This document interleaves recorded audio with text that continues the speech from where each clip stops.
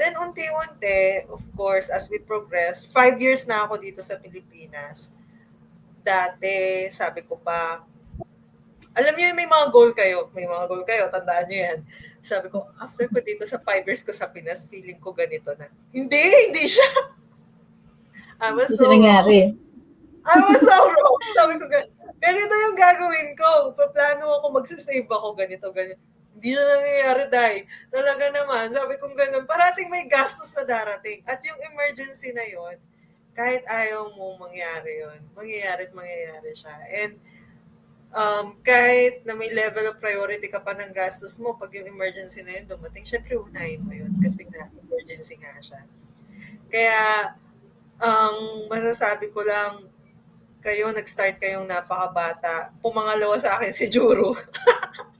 Pumangalawa sa akin si Juro. Tapos kayo mga younger generation, parang nakikita ko na, ang sipag nyo, bata pa lang kayo, tingnan mo si Cams. Tapos si Nicole din. Eh, si Juro, hustler yan eh.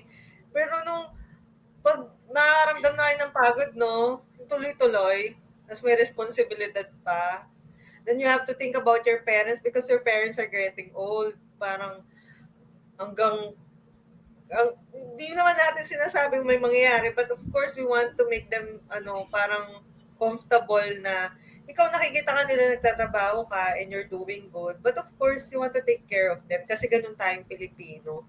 Hindi tayo nagpapabaya ng ating mga magulang. Parati natin din silang inaalala kahit na hindi na natin sila kasama.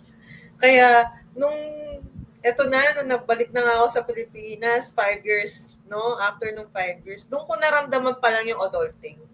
I will say, ilan na ako ngayon? 37 na ako. Ngayon mo pa lang nararamdaman. Kaya ako, ang dami kong racket din. Kasi nga, I have to look after my mom. Kasi ako na yung head of the house. So, wala naman na siya sa service. So, I pay everything. So, I look after her. Then I look after myself. So, yung sinasabi ni Nicole na health kanina, napag-usapan namin yan ni Juro. Yes, you have to invest on yourself as well, yung health. Talaga naman. Damang-dama ko yung adulting sa health. Masakit talaga siya. Ayun lang for me.